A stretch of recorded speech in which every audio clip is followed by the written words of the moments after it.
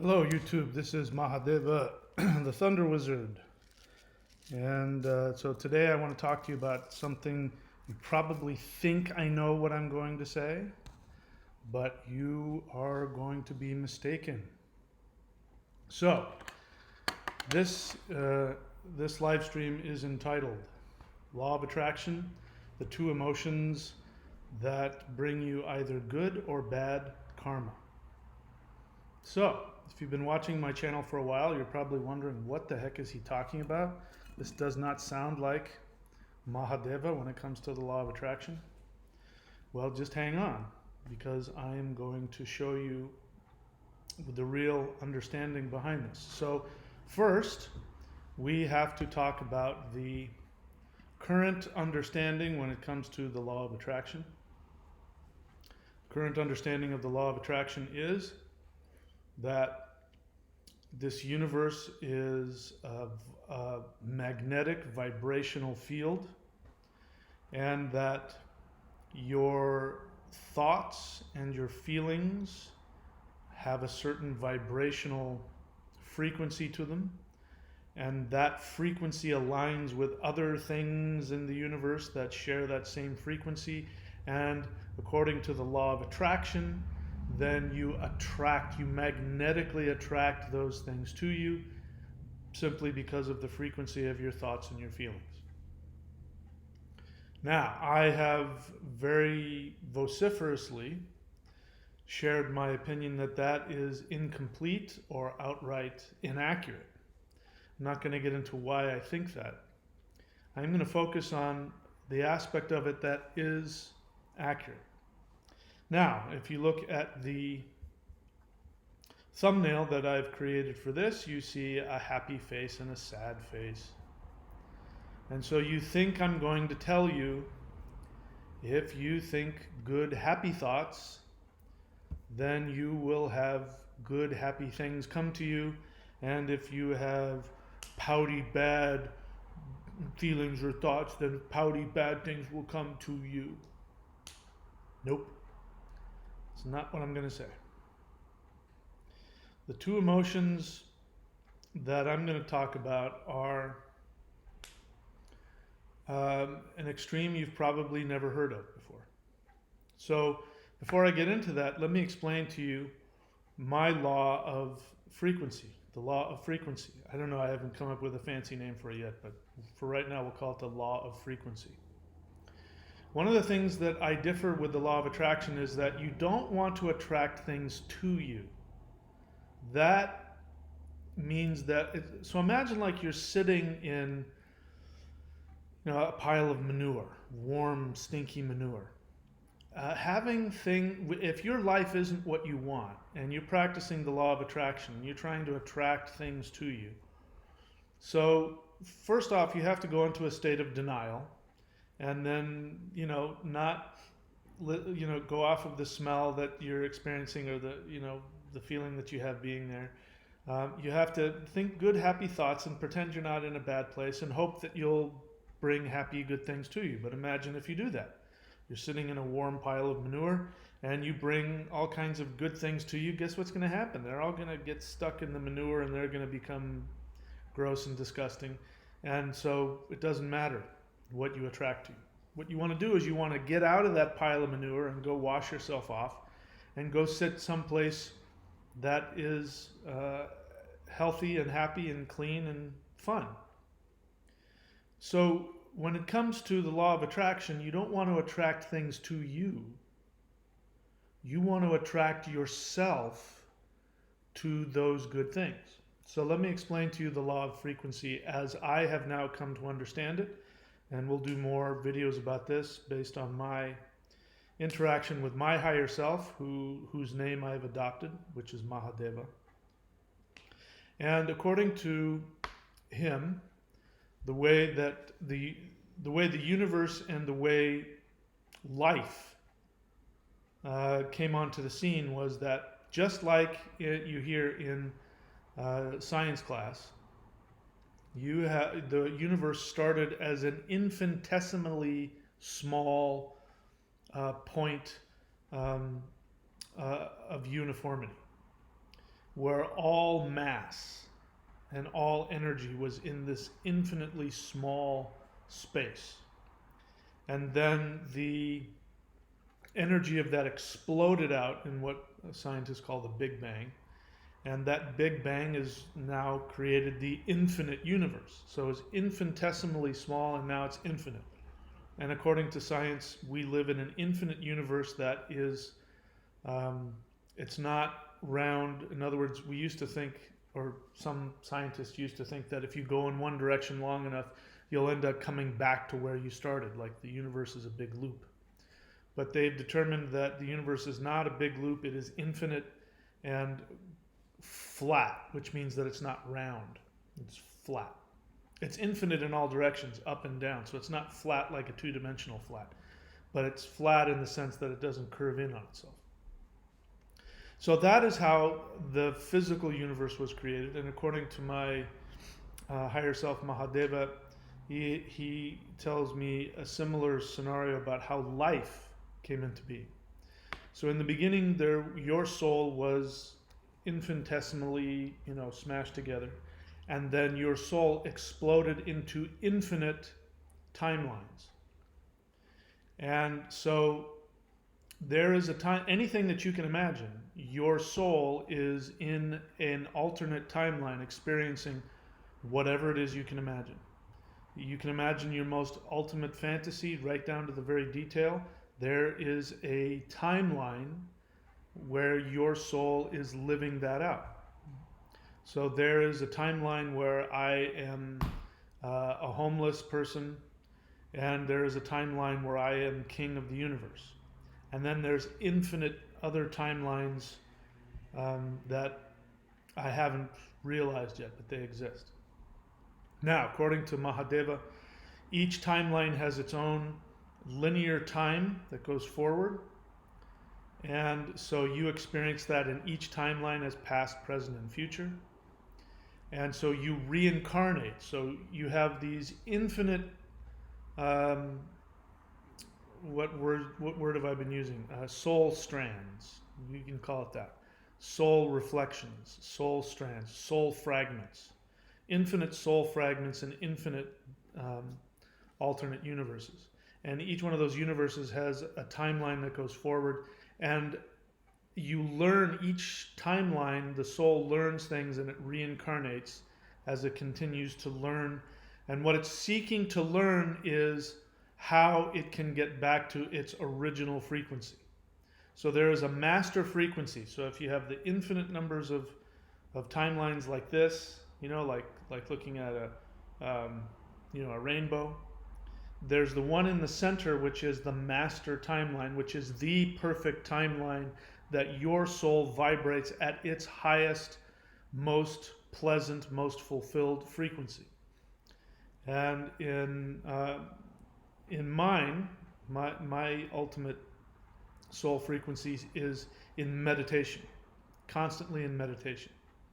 And according to him, he's got two other timelines, mine and one other, that he is seeking to unify back into himself. And when that happens, then he will achieve his enlightenment, whatever that is.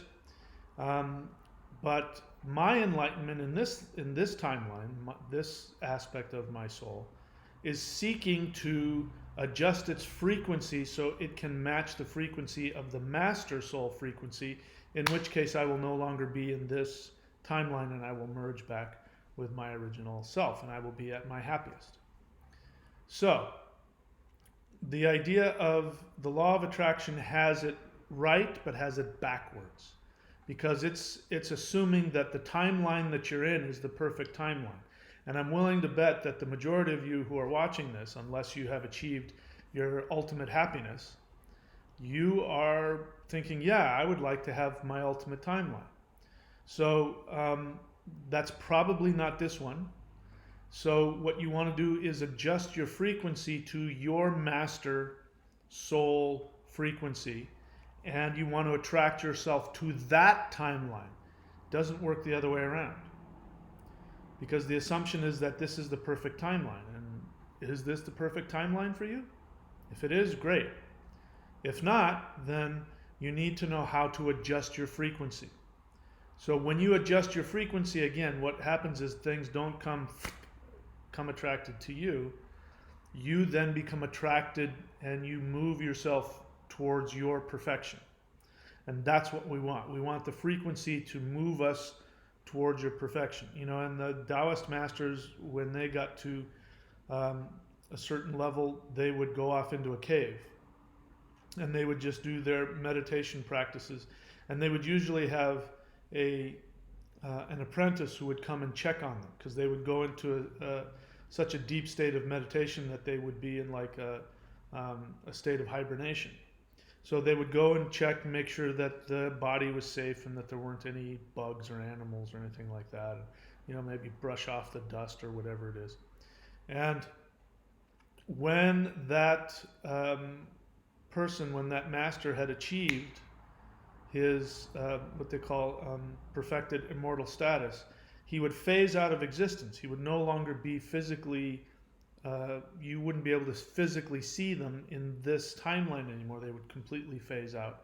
And the only thing that would be left would be a pile of hair and fingernails, the things that are dead that, you know, are on your body. But the rest of his body would be transformed, and who knows where he would go. Well, now I have a better idea of what that is. They become aligned to their ultimate perfect timeline. Now, that aspect of yourself, which you can call your higher self, that aspect of yourself sits in that perfect timeline. And what it does is it travels to the other timelines where its other soul fragments are, and trying to achieve their awareness. And they act as an angel or a guide or a higher self, or however you want to look at it. So whenever you get this intuition, like you can feel your higher self giving you an intuition towards what will help you, that is actually your highest self, your source self, you know, traveling to other timelines. That's what I mean by time traveling. It's traveling to your timeline, and it is he or she is giving you information or advice that you need in order to align your frequency to attract yourself back to your original state of being. So, what are the two emotions? I've tried to explain it as best I can. This is a pretty in-depth thing. We'll talk about it a lot more because I'm still downloading this information from my higher self. So, what are the two emotions? The two emotions that are going to determine the good or the bad karma, and let me explain that. Good or bad karma is nothing more than your experience. Karma is nothing more than the law of action and reaction, right? You pour water on yourself, you get wet. That's what happens, you know. You put on a jacket, you get warm. It's just what happens when you take a certain action, okay? So the two emotions that determine whether or not you experience pleasant or unpleasant experiences, the two emotions that determine whether you become more aligned to your original frequency or you become further deviated from your original frequency. Those two emotions are, you think I'm going to say happiness and sadness, right? Or love or hate, right? No. The two emotions are shame and joy. If you operate from shame, you divert yourself away from your ultimate highest frequency. If you operate from joy, you start to align your frequency towards your perfect alignment. The whole idea of love and fear, I've heard, you know, love and hate, and then some people say love and fear. We're getting close, but that's, to me, you know, that smacks of, you know, pseudo-spirituality, where, you know, pseudo-spirituality is love and light. Everything is beautiful, and I just operate from love, and I'm only positive. I never think of anything negative. And my experience with people like that is that they are either in denial and or they are very passive aggressive. Because one of the things that the law of attraction teaches without meaning to is it teaches people to go into denial about their negative feelings. Now, as you know, it's very important to know what's going on in your unconscious mind. You have to become conscious of what is happening to you. Just because you're trying to put on a happy face and maybe you're not even consciously connected to your feelings doesn't change the fact that they're there. So just choosing to be happy all the time, well, that's a great philosophy, and I'm all for taking full responsibility for your life and having gratitude. I just spent the past hour walking on the beach here in Australia, which is I've shown you the pictures. It wasn't at this exact beach, but just this is my idea of perfection here. This is my idea of paradise. And I was spending an hour walking on a beach very similar to this, and I was consciously putting my attention into being grateful for every moment. Feeling the weather here right now is perfect for me. This is now we're in the middle of fall. So where I'm at here in Australia, this fall weather is exactly like summer weather in Southern California. It's warm and it's dry, and it's like between like 75 and 85 degrees, and it's just really wonderful.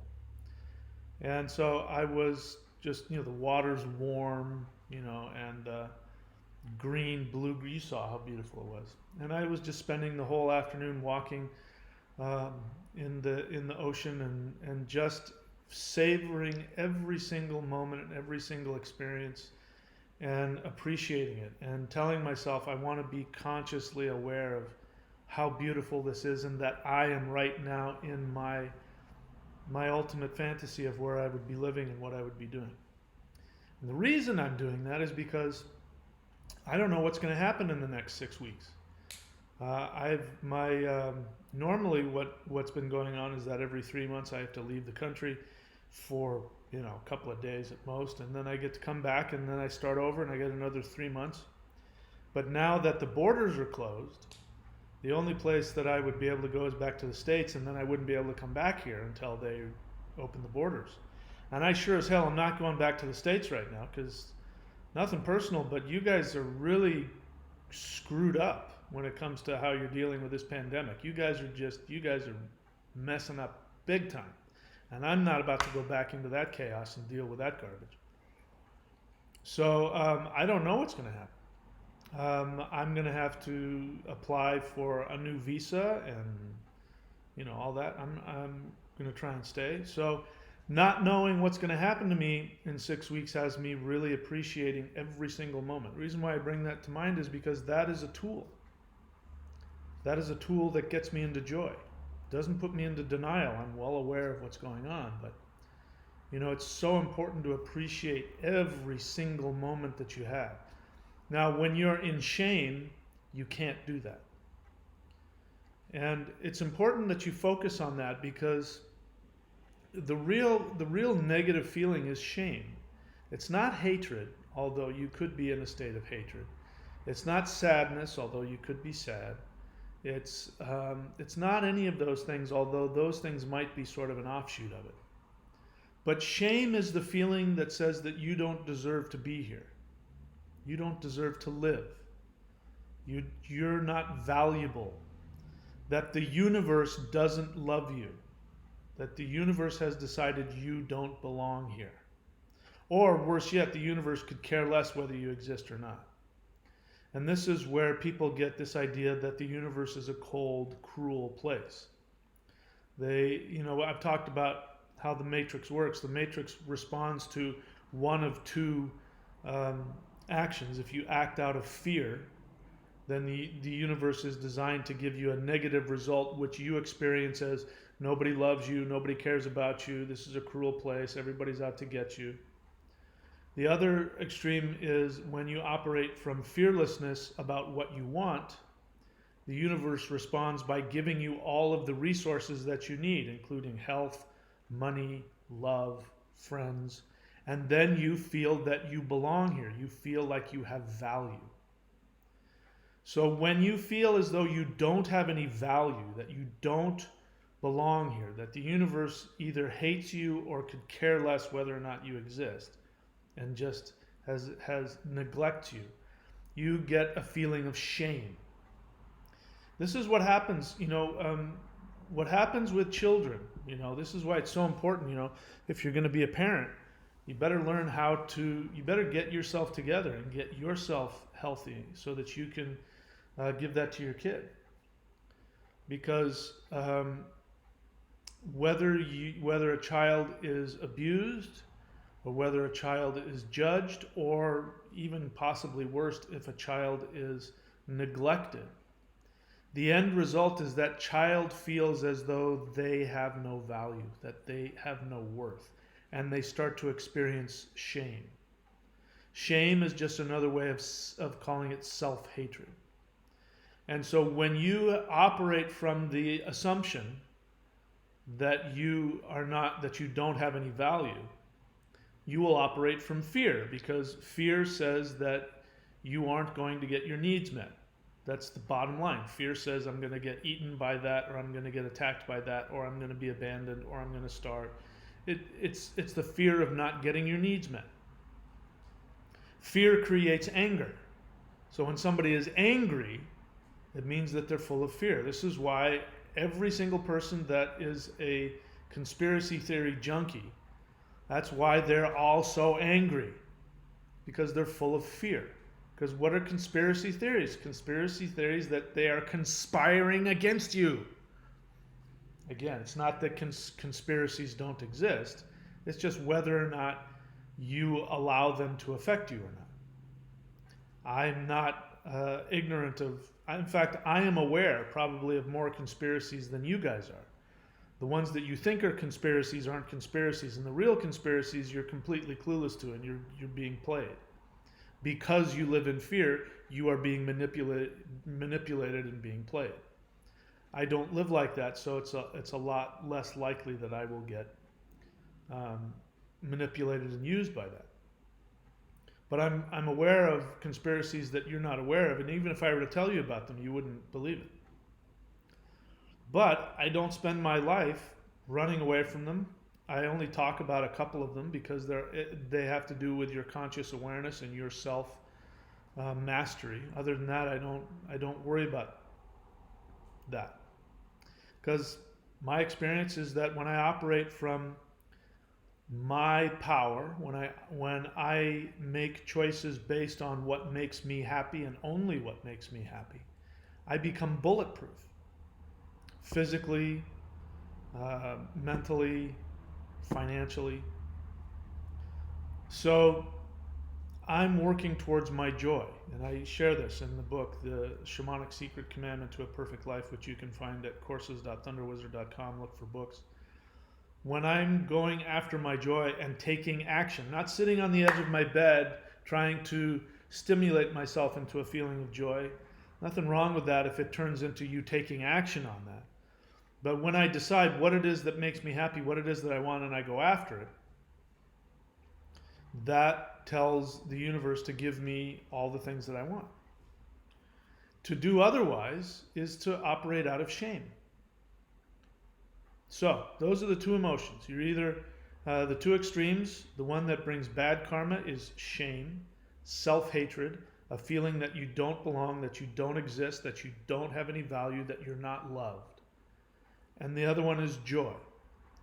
Joy is being completely focused on what makes your soul happy, and only doing those things that make your soul happy. And remember, if I haven't said it enough, when you're operating from your joy, you will never, repeat, never have to be in a position to choose between what is good for you and what is good for others. If you know what makes you happy, you already know what is good for you. If you go and do that which makes you happy, Some people won't like it. That doesn't mean it's bad for them. It just means that they don't like it. And they don't like it because they're not operating from their joy. And if they're not operating from their joy, they're going to want to pull you into their shame. Because nobody likes to be alone. We like to have people with us. So when you're doing something different, you're going to threaten them. You're going to bring to light that they're not in their happy place. And they're going to react negatively towards you in all kinds of ways. That doesn't mean what you're doing is harming them. It just simply means that they're not ready to look at their true happiness and their true joy yet. Okay? All right, so trying my best to explain that. We'll see if there are any questions here.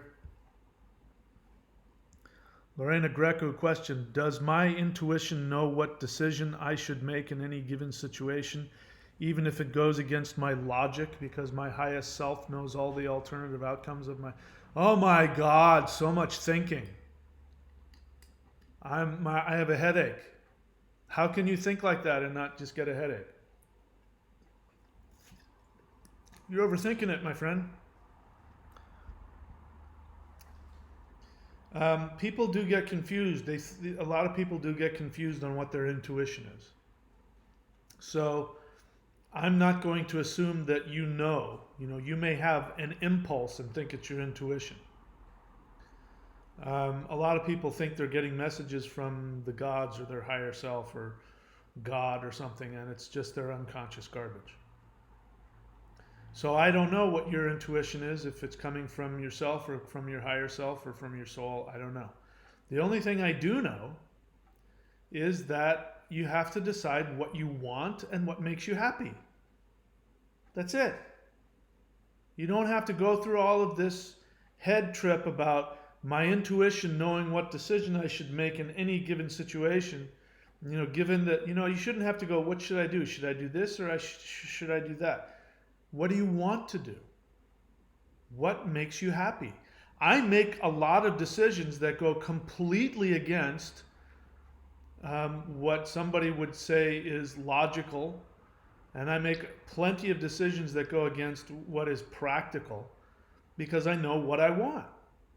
And I've determined for myself that when I go after what I want, no matter how difficult or how impossible or illogical or improbable or selfish or impractical, that whenever I do that, the universe always gives me more resources, more money, more health, more happiness. So there are times I was completely broke. I was not only broke, I owed money, and I was going through bankruptcy, and was making decisions that went against all logic, and it was only because I'm not interested. I'm unwilling to do anything that doesn't give me joy. I'm just not willing to do it.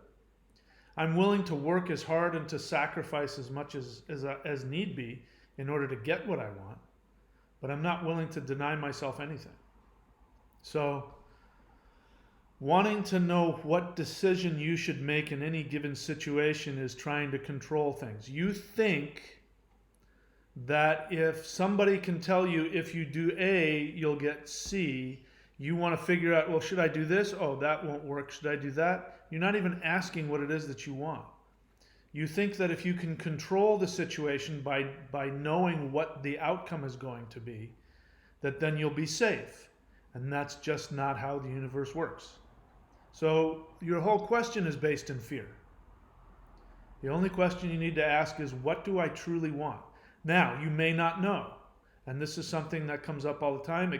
It came up again recently in another discussion with somebody on the channel where they were, from my perspective, I got the feeling that they were minimizing their life and they were just kind of doing something that they didn't hate, but it was because they didn't, I could feel that there was something missing. And sure enough, the person said, I don't know what I want. Well, if you don't know what you want, it means that you're not conscious. You do know what you want. Your soul knows exactly what it wants. The question is, are you conscious of that? If you're not conscious of it, it means that the human part of you, which you might want to call your ego, is trying to please your parents, God, society. you're trying to be a good person, which is shame. If you don't already know that you are valuable and wonderful and that your desires are the most important thing in the world, then you're operating from shame, because then you feel as though you don't, that you don't belong. Maybe you don't feel that, but you feel like the universe isn't giving you what you need or what you want. Same feeling. You don't feel valuable. So, your highest self, knowing all the alternative outcomes, your highest self isn't functioning like that either. Your highest self isn't out there looking at all the possible outcomes. It's looking at all of the fragments of yourself and all the different timelines and wanting to bring those back to itself. It could care less what all the outcome is. It wants to experience its own joy. And in order for that to happen, it needs to reunify with all of the different soul strands that are out there. Does that make sense? Who gives a crap? There's infinite outcomes. And of all those infinite outcomes, most of them are going to be less than pleasurable. The closer you get to your source timeline, the more happy and the more fulfilling your experience will be. That's where you should be going. Not trying to figure out what all the possible outcomes are. Doesn't mean anything. Okay, does that make any sense? All right, I don't see any more questions. We got 20 people on, but no questions. So you know what happens when you guys don't have a question.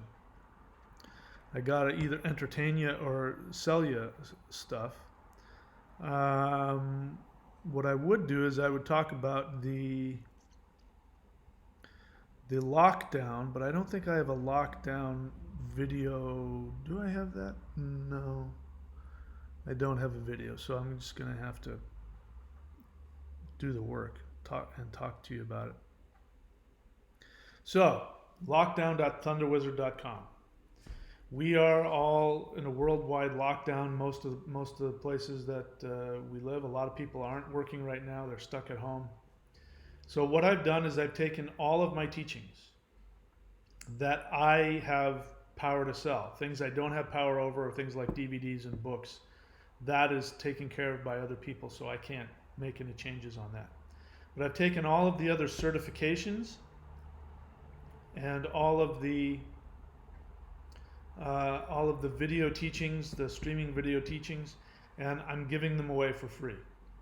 The only thing that I'm charging you for is, I think, 5 personal services that are one-on-one with me. You're going to pay for those, and when you do that, you get $3,214 worth of all of my teachings. And so that's what lockdown.thunderwizard.com. Go there. Trust me, you will not get through all of that before this lockdown is over. When this lockdown ends and the border closures end and things go, back towards normal, then we won't be doing this anymore. So that's my way of giving back to people.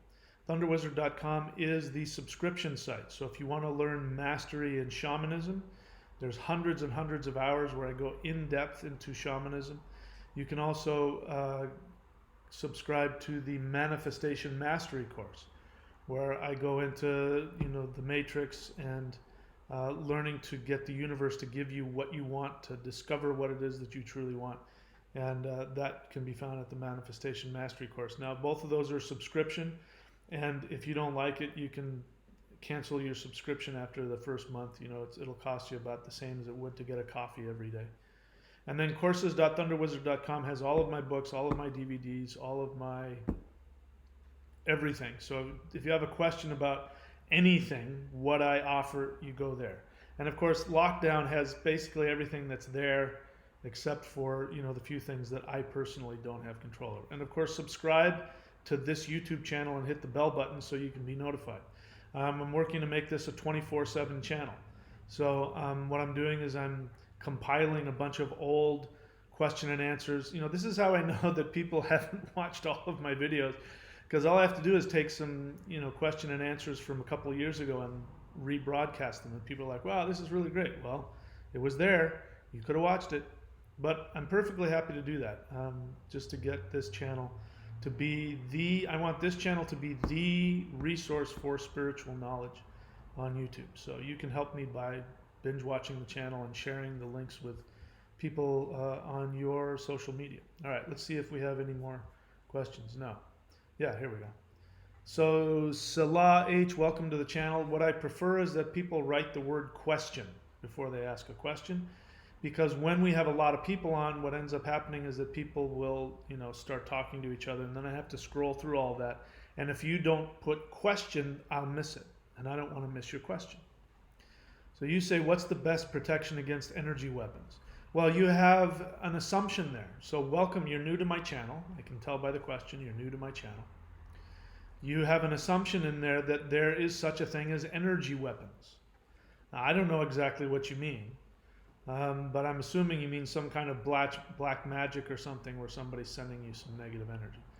So I would recommend that you watch my videos on demon possession and things like that, because nothing can harm you. There's no such thing as an energy weapon that can harm you without your unconscious approval. If you're operating from fear and shame, you are seeking to be attacked. You are seeking to have a negative experience. And so the best protection against energy weapons is to focus on your joy and live it. You don't have to do anything to try and fight it off. The universe functions that way. When you're in your soul, nothing can touch you. Nothing. Unique frequency, whatever that is. Okay, am I looking for a question? There's not a question there. Okay, congratulations, that's not a question. All right, so no more questions there. So what I do then is I bring on a guest speaker if you don't have anything to say, and this is my friend, and he'll share with you his understanding about certain things, and let's see, where do I want to go here? Do I want to do that? No, I don't want to do that. All right, so I'll be right back. Listen to my friend and see what he has to say. Hey there, this is Arnold. I have a very important announcement. I command you to listen to me. This is Arnold Swears He's Bigger, and I'm here to tell you something very important.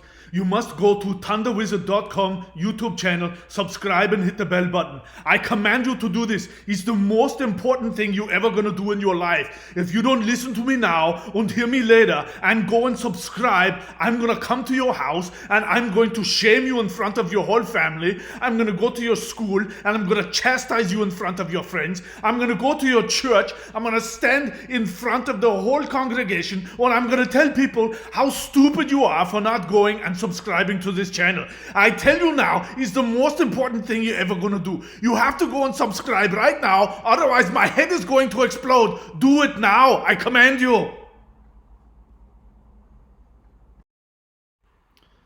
All right, so I don't know what happened to my subscribe, why that isn't on there anymore. Anyway, so enough of that.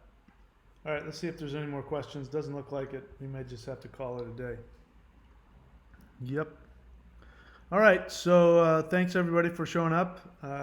Keep your eyes peeled. A lot more stuff is going to be coming. And we'll do some more talking about this source, frequency, soul source thing. I'm starting to get tired, so it's kind of a big subject for me too, but we'll talk about that some more. Anyway, that's it for me today, guys. Thank you so much. Keep your eyes peeled. A lot more coming. Yeah, well, I'll talk to you guys soon. Take care.